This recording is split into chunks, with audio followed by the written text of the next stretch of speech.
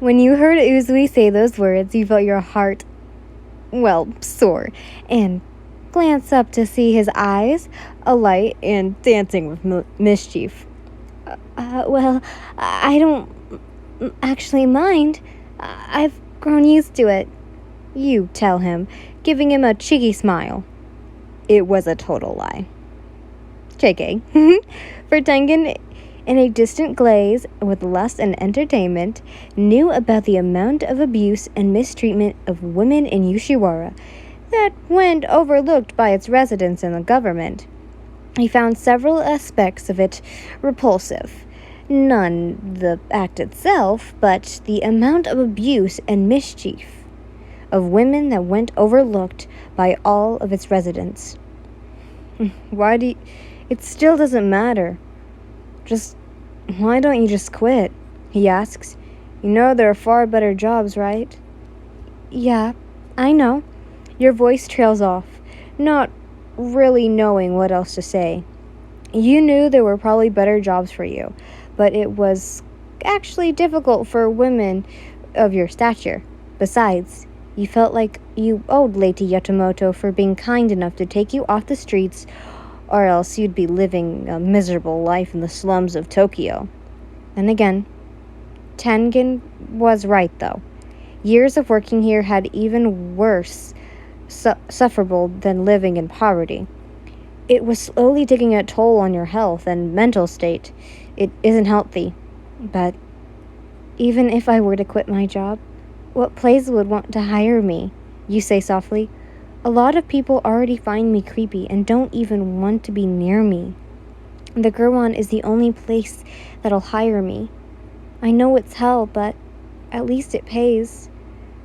I can only endure until I'm able to afford a better living for myself, you exclaim, giving him a small smile. Do you have family? Tengen couldn't help but ask. You searched inside yourself for strength, one that would give you confidence to answer.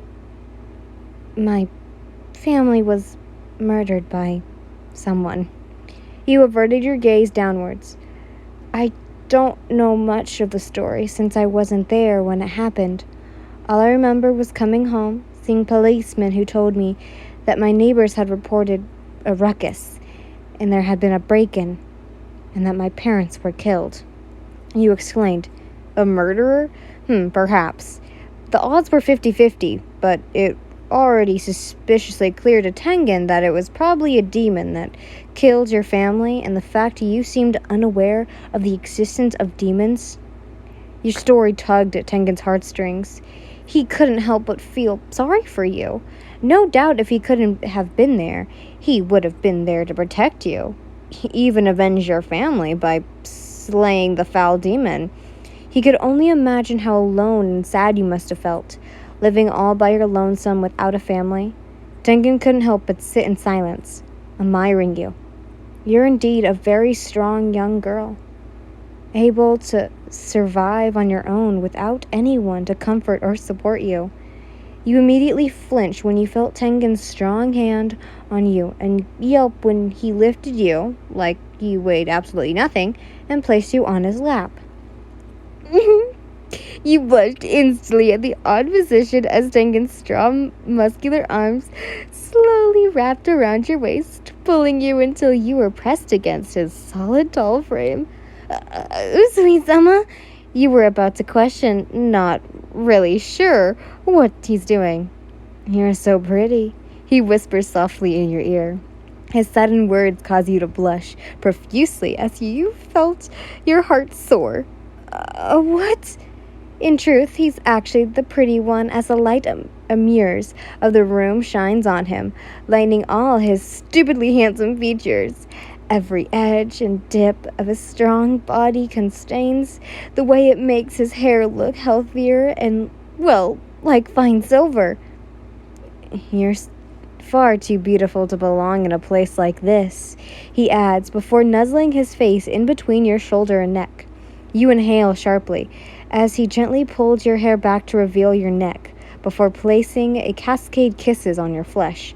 immediately causing goosebumps to form, then sensation making your body tingle all over as you shifted uncomfortably against him. Wait, this was all moving way too fast for you. You think, as you tried wiggling free, but gods, it was hard when such a beautiful man was holding you like this. If you were being honest with yourself, you had already fallen for Tengen the moment you met the night in the alley. From the very moment when he saved your life, when he first called you beautiful. But the seduction and the surrender that had been almost immediate, with his added charismatics and attractive looks, many women would find him impossible to resist and would probably kill for his affection. Resisting against him would be like fighting against tidal waves. You can resist and struggle all you want, but in the end, you could only slowly surrender. You'd found yourself growing acquainted with him. How could you not? At first, he had been an odd one, with his constant teasing and sensual advances towards you, but now you were slowly beginning to like it, considering he's the first to pay attention to you in a while. And Tengen was going to make sure that you get comfort and enjoy every single second of that surrender as your body gradually melted against his. You honestly can't explain these strange feelings, since you never felt this way towards a man before, but you had absolutely no doubt that Tengen had possibly been your, Prince Charming you've been looking for, as well as your happily ever after. You're too beautiful. The words slipped from your mouth as you mindlessly rest your head against his chest and placing your hands on his forearms, teasing every vein and solid muscle of his skin. While you had seen many handsome men come and go, you hadn't ever seen one as majestic as Tengen, and you slightly wished you could have known him under different circumstances, like when you lived a normal, happy life. Your family would have probably invited him to feast and banter him unnecessary questions and would have had you blushing from embarrassment. You've always dreamt of experiencing something like this, but they were only dreams that your lonely, troublesome mind made up in order to help you cope with the practical experience you call a human life. Am I now? He says softly, a low chuckle vibrating within his chest and against your head. Guess that makes two of us worthy enough of leaving this place together, doesn't it? He adds. Huh? Leaving together? You honestly had no idea what he meant by that, but you can hear the admiration in his tone. Which reminds me, I have something to confess to you, he says, his voice taking on a more serious tone as you snap out of your daze. Uh-huh? And what would that be? You tilted your head upwards to glance up at those beautiful fuchsia eyes. I'm married.